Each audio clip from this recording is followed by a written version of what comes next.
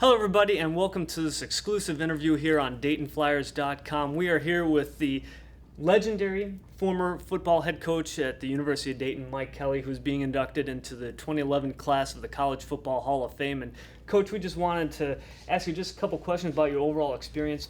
Since your press conference when you first found out about being inducted in the Hall of Fame, has it sunk in yet how big of a deal this is?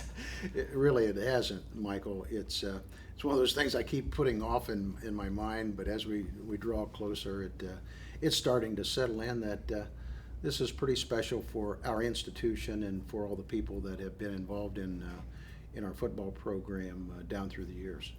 You've won a lot of games, championships, graduated a lot of student athletes. What makes you different compared to other coaches that have been inducted into the Hall of Fame?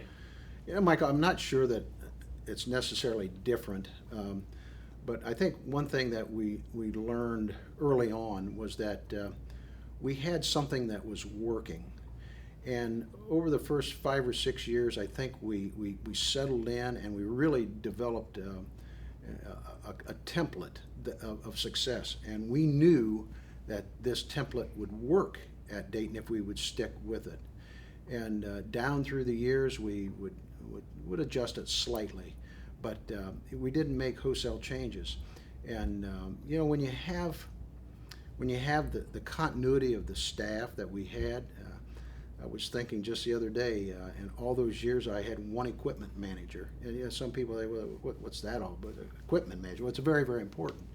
And Tony Caruso, and he knew exactly how many helmets to order and how many shoulder pads to order. I didn't have to talk with him about it. He just did his work. He had one offensive coordinator in Dave Wilding. I had one defensive coordinator in Rick Chamberlain. I had one secretary all those years in Sandy Bells.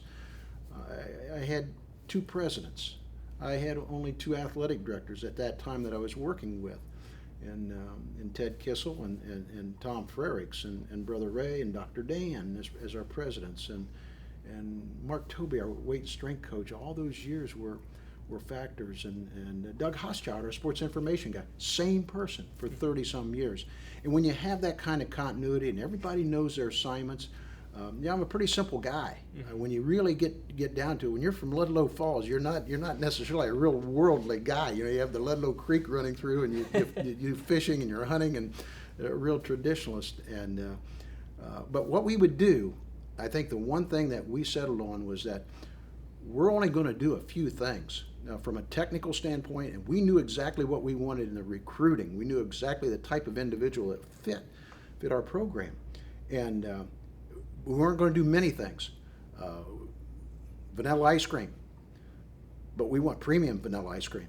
We don't want junk. We want the very best we can make that ice cream. And I'm kind of a meat and potatoes guy.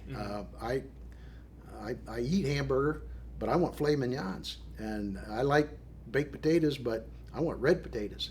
And that's kind of what the program, I think, emulated over all those years. And but again, I think you get back to the continuity of the staff and the familiarity of everything that we were doing.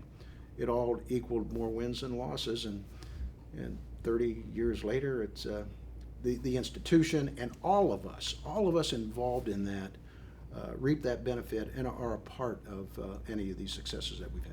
You mentioned it's a program success, it's an institution success.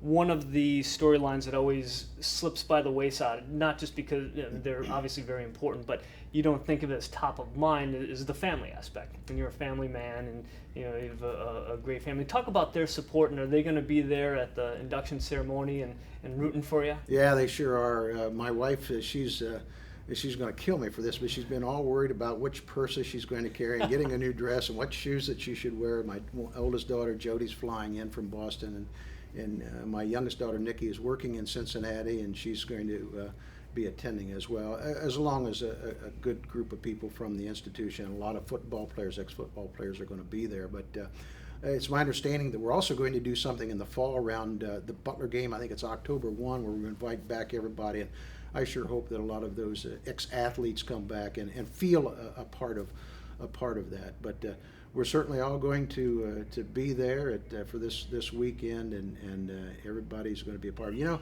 The common question I got many times the last 15 or 20 years, you had an opportunity to maybe leave the institution. Why did you always stay at Dayton? And it really come back, Michael, to it was not only a fit for the young men that we had recruited, but it was a fit for the Kelly family.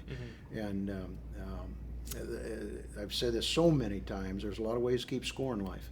And for us, it was all about having a little bit of balance. It was all about working for people that you enjoyed working for and with, and working with young men that you enjoyed working with. It wasn't always about the almighty dollar. And we knew we had a chance to succeed at Dayton, and we knew that we would have a lot of happy Saturday evenings after a Saturday afternoon win.